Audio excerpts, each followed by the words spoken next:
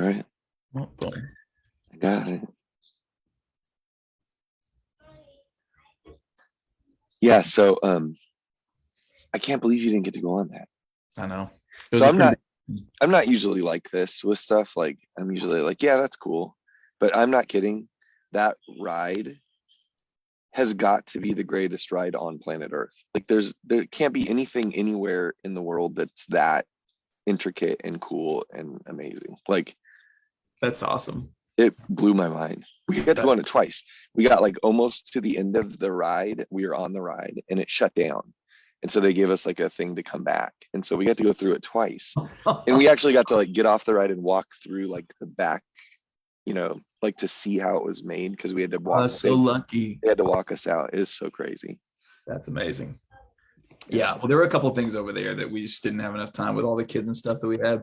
But Nah, I'm kind I of get I was it. like, you know what? I always like when I visit some place that I imagine I'll come back to. You got to leave at least one thing that you're like, all right, I got to see that. So Yeah, you got to go back and see it. It's Rise of the Resistance, Laura, at Hollywood Studios, Disney World. Ben and I were talking about how that whole Star Wars land that they built is kind of just mind blowing. Like they created basically like another planet, and the whole thing feels like that.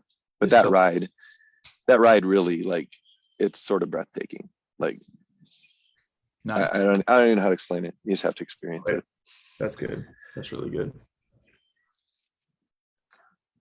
Well, we it's good to see you guys, and we're going to be in Hebrews 11 again, making our way through this rich chapter and book. I mean, I know we've been in Hebrews for a little while now, but I think these studies have been really beneficial for me, and getting toward the end of the letter here, where the focus has really become The what we need to be doing.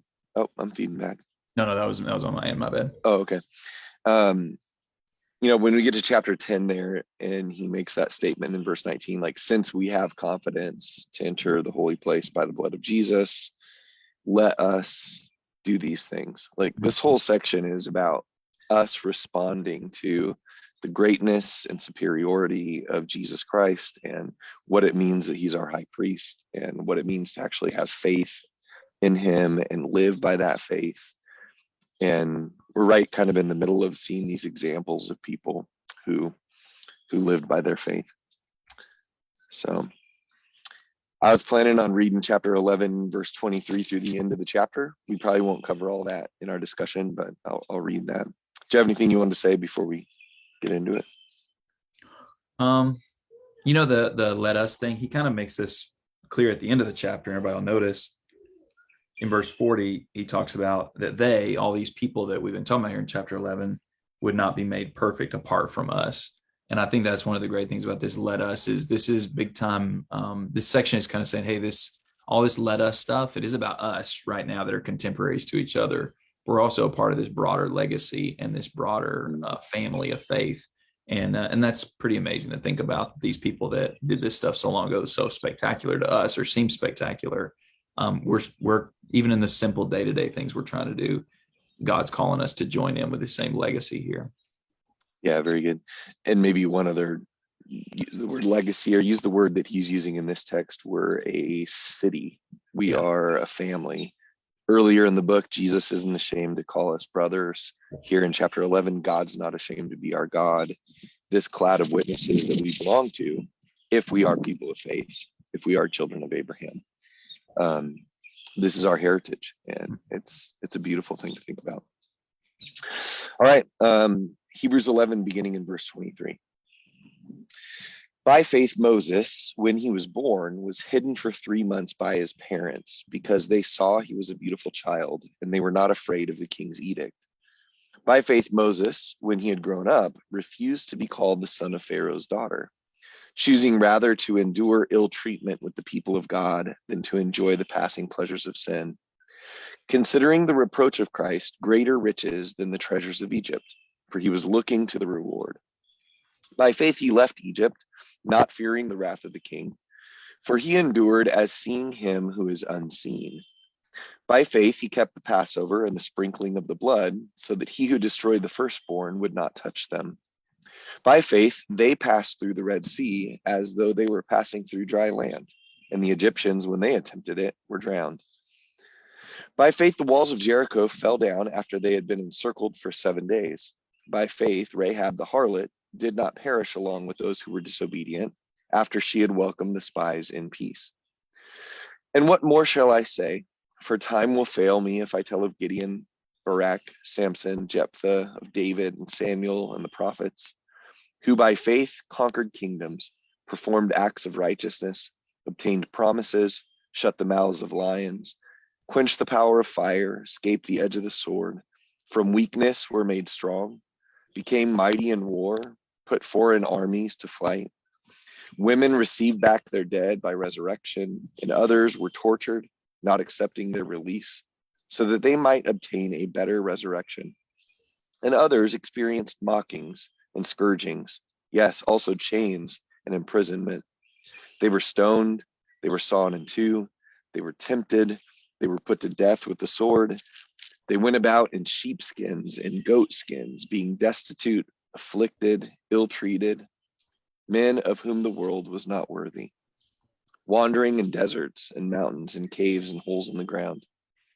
And all these, having gained approval through their faith, did not receive what was promised, because God had provided something better for us, so that apart from us, they would not be made perfect. I think we mentioned this before, but there's a lot of similarities in this chapter with Stephen's sermon in Acts 7. And the thing I like about both of these sections is how the Spirit uses that sermon in Acts and then this, expanded history in Hebrews 11 to help make more sense of some of the things that happened. Like when you read in Exodus, Moses just leaves. He says he just went out one day to visit, and that could have been to do something for, or just to see about, or whatever. But you don't get a lot of explanation about exactly what he's thinking about.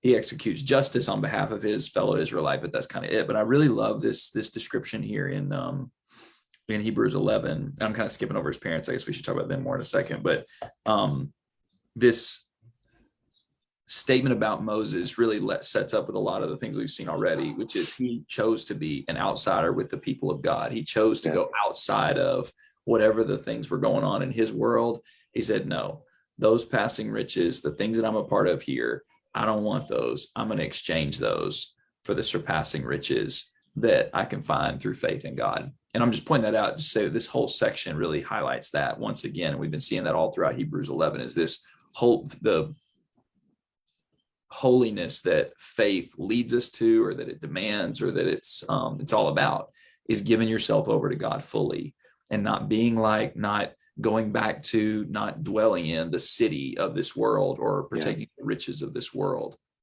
We get to grab onto this other thing. And I love that kind of explanation of his motivation, his thought process, that he didn't want to be called Pharaoh's son, or the son of Pharaoh's daughter. That's what it was all about for him. Yeah, I want to talk about Amram and Jochebed a little bit too here in a second, but I want to comment on that. You know, that verse has always really struck me when verse 26 says, considering the reproach of Christ. Okay, so if this is like a scale that is being described because it's a value system, the reproach of Christ on this side, and on this side, the treasures of Egypt.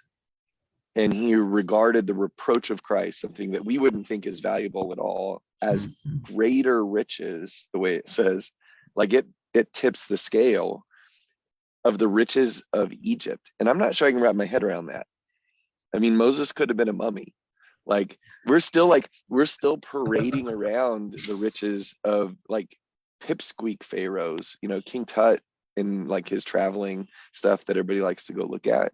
I don't even think he was like a great pharaoh, if I understand it right. But like his riches are so fantastic that even we, all these centuries later, like go, oh, look at all the riches. But it wouldn't just be like the monetary or the monument that could have been built for Moses later. Think of the power and the freedom of being Pharaoh's son, you know, right, for the son of Pharaoh's daughter. Like any kind of food you wanted to eat. I mean, when these slaves get out into the wilderness, they're crying about like not having just the slave food of Egypt out in the wilderness. Moses could have had every single thing that the most powerful, richest people in the world could have had at their disposal. And he just sort of shrugged that off and said, like, that's not valuable to me as much as being with people of God. I mean, Yeah. you think very long about that, and it's kind of mind boggling, honestly. Yeah, and I mean, it's really reminiscent to me of that story where Jesus taught things about Moses, actually, in John 6, related to the bread and the man and all this kind of stuff. And at the end of it, most of his disciples left, and the 12 he turned to and he said, "Do you don't want to go away also, do you?" And then the impression I get is Peter either speaking for himself or on behalf of the group. It's kind of like, well, we did the math. It's not like we haven't thought about it, but to whom shall we go? You have the words of eternal life. And we've come to know and believe this about you. And here Moses, even before Christ had come, and I don't know what's all embedded in that statement of him considering the reproach of Christ. I don't think I totally comprehend what that even means of what he understood about Christ. But what he understood about being with the people of promise, and the ones who were going to bring about blessing for all nations, and the one through whom the seed would be planted into the world that would bring about salvation and all this stuff. Moses knew, well, to whom shall I go? This is where I'll find eternal life. This is where I'll find goodness and riches and all that stuff, even with the reproach, even with all the bad stuff that comes with it. And that's such a challenging, encouraging lesson, that's the way we've got to think about it. Whatever reproaches we might face in this world while we're living by faith, they far outweigh, exactly like you said, in terms of the scale, far outweigh any of the good stuff that the world has to offer. Yeah, very good. Laura asked a question here about, does this mean that Moses had information about the coming Christ? We certainly know that he did at some point, Yeah. right? Because he, in his speeches before the promised land, said there's going to be a prophet who's going to come and you guys got to listen to him. He's going to be greater than me. I mean, like Moses was used by God prophetically. Now, whether or not he had that prophetic information at the beginning of his life, no way to know for sure. But I do think that what we're reading here is a new covenant person's way of looking back at the Old Testament and seeing Christ in the story. I don't know that the idea as Moses walked away, he would have said to himself, I'm choosing the reproach of Messiah. But looking back on it, that's exactly what he was choosing. 1 Corinthians 10, when it says, I don't want you to be unaware of what was happening with the people in the wilderness. Christ was all over the wilderness. The rock was Christ, right, and the pillar and the cloud, and like all the things were symbolism of Messiah and the new covenant. And I think this might be the writer's way of reaching back and saying, like, even without understanding all of that, Moses knew what the lasting city was, what the hope really was. And for us that are Messiah's people, Christ's people, we should make the same choice for sure. Yeah. And we do know from the book of Exodus that the Israelites, even in Egypt, were aware of the promises made to Abraham, Isaac, and Jacob, which is part of the bigger legacy going back to Noah, going back to Adam and Eve even, and the promises that God had made to bring about restoration, which may kind of lead us back to verse 23. How did Moses know about that stuff? Yeah. How did he have an awareness of who his real people were and why it was important that he served his God and all the promises that Messiah as we would fulfill and all that kind of stuff? Well, it was because he had faithful parents, and it seems implication being specifically his mom influencing him and raising him up to think in a godly manner and to understand who he was and understand the promises of God. But all that started with his parents being brave people. I mean, verse 23, it says they were not afraid. Well, why weren't they afraid? They did it by faith. They saw the beauty in this child. And I don't think it's been like, oh, pretty baby, we shouldn't, end his life. But it was, they understood the beauty of this child and God, him being God's child and him being created in the image of God, and him being part of the chosen people. And we don't care what Pharaoh says. We're going to do what's right no matter what. And even if that means a sacrifice, I mean, certainly that was a sacrifice for them to essentially give up their child, other than his mom being able to kind of raise him as, Pharaoh's daughter's nurse or whatever. Still, I mean, that's a sacrifice, and it was risky and putting him in all that kind of stuff. But their faith in God was strong enough to make them do what was right in the faith that people tell them to do was wrong, and to speak about God's things, no matter how bad things were around them in the world. Instead of just talking about how sad and bad things in Egypt were, apparently Moses' mom was talking about how good their God was and how important their people were in God's plans and all that kind of stuff. They're amazing people. And to think that all the great stuff about Moses, who is one of the greatest leaders, I mean, just historically, you go to like any ranking of great leaders of history, Moses is going to be on there. Where'd that start? It started with parents who are really faithful, who that faith drove them to do what they needed to do as parents and to instill that faith in their son. Yeah, that's good. You know, it is an interesting way to read. Verse 23 reads interesting when it says by faith Moses, because it's not even talking about Moses, right? I mean, why not by faith Amram and Jochebed or Jochebed, you know, like, but this is Moses' story. And the foundation of his faith was sort of forged. That's too many F's. But it was introduced forged by, forever. Forged forever Forcefully. by his father. Preachers. No, but like, you know, you and I can look at this and say, this is our story. We had faithful parents who pointed toward God and put us on the right path. And, you know, by faith, Andy, when he was born into a family that showed him important things and set him on his way. There's a lot of people I know that that's not their story. They didn't have a faith foundation. They didn't have parents who loved God. But we're going to read about that person down in verse 31, when Rahab, who I don't know anything about her family, but I have a feeling someone in the family, whoever her mom was, whoever her dad was like, Rahab, you want your best shot here in Jericho? Go live next to the gate, you know, and sell yourself to make a life for yourself. Like the hope that some parent might have for their kid looking at a difficult world and saying, I want to set you up for as much success as I know how to set you up for. And making somebody like have a living or make their way. Tough world for Rahab to live in.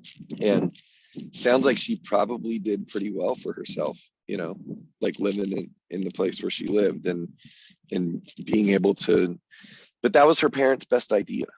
And she finally saw something as it passed through town and heard about the stories of the God that could do these things and was like, that's what I want. I want that and not the other. So no matter what our story is, right?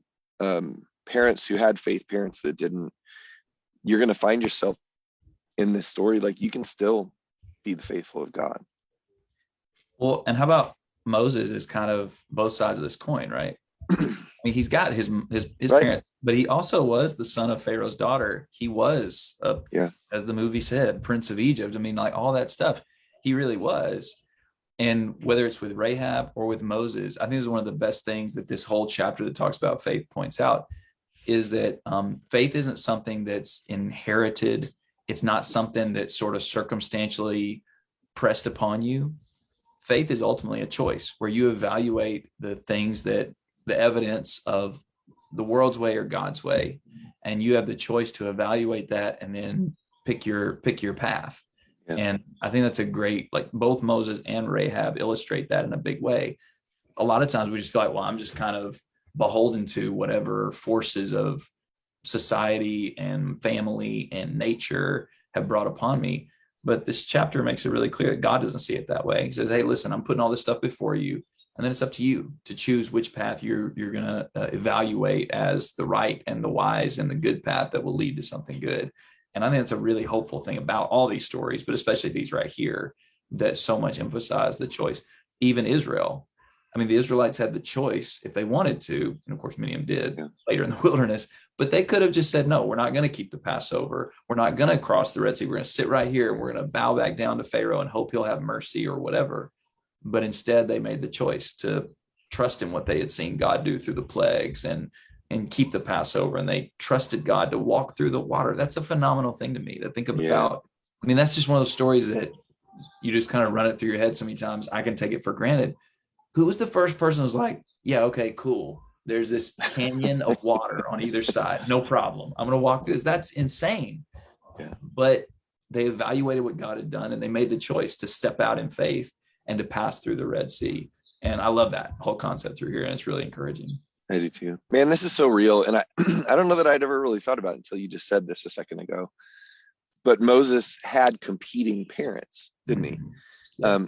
How many people have you known that, you know, grew up in a family where it broke? Yep. Mom and dad separated, you know, kids were shared in Mhm. two places. I know a lot of people like this. Yeah. In one of those homes, God's honored. In another one of those homes, God's not honored. And the kids are used sort of, there's this tug of war about like, hey, who am I going to be? What am I going to do? And I know that the godly parents in those situations, they wrestle with, oh man, what are we going to do, you know, Right. with this competing alternative? Now, one way that sometimes we deal with that is we say, well, look at the result of these people's lives.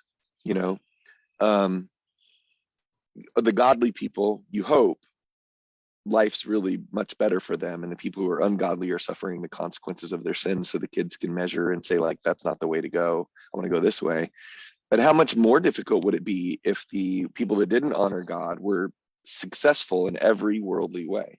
Mhm. They were rich, they were powerful, they loved life, and the godly people were poor and in poverty and slaves. You'd think, well, a kid like that doesn't have a chance at all. You know, there's no way that they're going to choose God's path when every earthly thing points to this is really success in this world. So it's a phenomenal thing that Moses was able to look and see all of this and value things the right way and Yep. choose the correct thing. But that said, verse 24 says he didn't do that till he had grown up. And this is a really interesting biblical thought. How old are you when you grow up? Because Moses was 40 when he finally grew up. You Right. know, like he doesn't make that choice until he's 40. He didn't walk out there when he was 16 or 20 or, you know, 25 and be like, I've got this figured out. Like he was 40 years old when he finally grew up. Again, go back to some of the scenarios I've seen. I've seen a lot of kids who were in a situation like this choose the worldly path for a long time, but the seeds that were planted in their young life, at some point they finally grow up and realize, whoa, I've been going down the wrong path here, Mhm. and I need to make a stand here. You're never too old to grow up, I think, is what that verse says. You Yeah. know. Yeah. Yeah. That's a good point. And the God, the truth of God, the love of God, whichever qualities of God you want to throw out there, they don't have an expiration date. Mhm. God keeps on being faithful. God keeps on persevering. I mean, you see that in the story of Israel itself, right? I mean, they were enslaved. They were enslaved in Egypt for 400 whatever years it was, 430 years, I think. Well, God hadn't given up on them through that. Same thing with Moses. God hadn't given up with Moses and was like, all right, listen, this guy's 33 years old. He's still partying in Egypt or whatever he was doing. Maybe he wasn't. Maybe he was a very chaste, godly man the whole time. But whatever the case may have been, God doesn't give up on him. God doesn't give up on him the next 40 years whenever he's in the wilderness either, where no doubt his faith was still growing and maturing and becoming something. The perseverance of God's faithfulness and of God working out his plans is, I think, part of why, I mean, verse 27 speaks about Moses persevering. Whenever we're struggling with our own perseverance in faith, whenever we notice I'm giving in, which is kind of the issue at hand in the book of Hebrews, right? In the end of chapter 10, that's what he said. Hey guys, we're not going to be those who shrink back to destruction. We're those who persevere to the preserving of our souls. What's the motivation for us to keep on persevering? Well, no doubt one of the biggest motivations is to see God's perseverance and how he's been continuing on and pushing through whatever obstacles we may have thrown up or whatever failures we may have. He keeps on persevering in his faithfulness and his goodness. And that's a model and should be a motivation for us to keep on persevering ourselves, to learn how to trust him and learn how to give ourselves to him more and more every day. And that's a wonderful thing about God, that he's not just, I mean, there is eventually judgment day comes for all of us one way or another, but he's long suffering. And you see that through all these stories of the people of faith, almost all of them, some of them less so, but many of these stories in Hebrews 11 are great examples of God's perseverance, of goodness toward us to bring us to faith. Yeah. Well, and isn't that the whole idea of where faith comes from? You know, if we're going to put our trust, our faith in God, the reason we're going to do it is because he's proven himself to be faithful, you know. Right. Or going back earlier in the text, we must believe that he's a rewarder of those who seek him. We have to believe that. And that said, we've got to believe that he's a rewarder of those that seek him at whatever point they finally choose to seek him. Even if that means late in their life, God's faithful to keep his promises to the penitent and Right. to those that seek him. So great point. I like I like thinking about some of the words in this text. Twice in the reading of Moses, we read about people not being afraid, but specifically not being afraid of the powerful. So like the parents were not afraid of the king's edict in verse 23. Yeah. Moses is not afraid, or not, he does not fear the wrath of the king. And I've sort of had to work through that a little bit. What does that mean, he didn't fear the wrath of the king? Because it almost sounds like he hightails it to Midian. Isn't he afraid? Yeah. And I think the idea is he knew there would be consequences to a choice like this. Yeah. And yet, whatever those consequences were, if the Pharaoh decided to chase him down, go find him, whatever it was, whatever the consequences were for his choice, I'm not afraid of that consequence. And I think that's the same idea in verse 23. They weren't afraid of the king's edict. And so maybe like, well, then why'd they hide their kid? And I think the idea is, no, they weren't afraid of what the consequences would be for rebellion. Yeah. When they knew what the right thing to do was. Because isn't this what it kind of comes down to? It would have been true for the people who were reading the book of Hebrews too. There were powerful people in Jerusalem that could make their lives miserable if they stayed Christian. And some of those powerful people would have been saying, hey, if you'll just come back and be part of the Jerusalem fold, be part of the Israelite people, we're not going to continue to persecute. We're not going to make life hard on you. We'll give you your stuff back that we confiscated when you became a Christian, whatever their thing was. And man, people can become so afraid of the powerful, whether those people are their parents or some religious leaders or a government, where if the tide changes and the favor of the government is not on the faithful, we can become so afraid of the consequences of doing what's right. And these people weren't. Yeah. Yeah. I think that pairs with something that was interesting to me in verses 28 through 31. One way to read verses 28 to 31 is really, I don't know a better word to use than positive, right? Oh, these people were saved, they were delivered. But actually, I think the message of verses 28 to 31 is pretty dark. Keeping the Passover with the sprinkling of blood so that the destroyer of the firstborn would not touch them, but he did touch everybody else, all those people around them. 29, they passed through the Red Sea. He could have stopped that with that. If he just wanted to talk about the faith of the Israelites, he could have stopped with, they passed through the Red Sea on dry ground. But he adds in that note, and the Egyptians, when they attempted it, were drowned. So again, pretty dark. There's this judgment, destruction. Even verse 30, by faith, the walls of Jericho fell down after the Israelites had marched around them. Well, we know it. It's not just like, oh, the walls fell down and haha, we win. And they used strength. I mean, they pillaged, they destroyed that city, totally razed it. Verse 31, that gets made explicit. Rahab did not perish along with those who were disobedient. So on the one hand, people who are faithful must not, need not, will not be afraid of the forces around. And part of that is because we know, and the story of the Exodus and the stories that followed it illustrate that God vindicates the faithful by bringing judgment on the ungodly, which frees us to be people of service and people of love and to be merciful and to pray for our enemies and all that kind of stuff, not cowering beneath them and also not fighting back against them with any kind of weapons that we could muster, physical, political, sociological, whatever. We don't do that because we see that God is going to protect us. And you know what? He's also going to take care of them. And I'm not saying we sit around like wishing for God to punish ungodly all the time and all that stuff. But it seems like there's a point in verses 28 through 31 that says, hey, look, these faithful people, they knew God was going to deliver them by bringing judgment on the evil. So you Hebrews who are really worried about your neighbors in Jerusalem, who it seems really unfair and unjust that they're oppressing you for following Jesus and they have the power, it won't be like that forever. You be faithful. Don't be afraid of them. And just like God brought judgment on the Egyptians and the people of Canaan and all that stuff, God will bring judgment on all those who seem so powerful and so fearsome right now. Yeah, great point.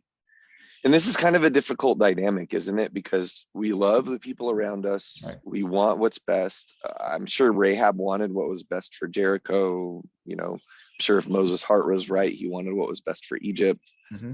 But we all live in these places where, as much as we have an affection for the country we live in, the communities we live in, this is kind of the thrust of the Bible story. Salvation of God comes through judgment of evil. Yep. In fact, I have a book that I'm kind of working my way through, big thick book. I think it's God's Salvation and Judgment, where it traces that theme through scripture. But we're going to get there in chapter 12, when in chapter 12, we're basically told, look, we've come to Mount Zion. We've come to this community, this city that can't be shaken. But the point of that is everything else around will be shaken. Every nation will be rolled up like a scroll. Every place and every people group that we've had affection for in this world, God will judge rightly. And the only hope we have is not making this country a better place. It's not making Jericho a better place. It's understanding your true identity. And yes, being a blessing to the people around you, but not fighting all your life and choosing to be called, a Jericho person or an American person or whatever you want to say about that. Yeah. So like what you were saying, it's a tough thing to sort of navigate. Yeah.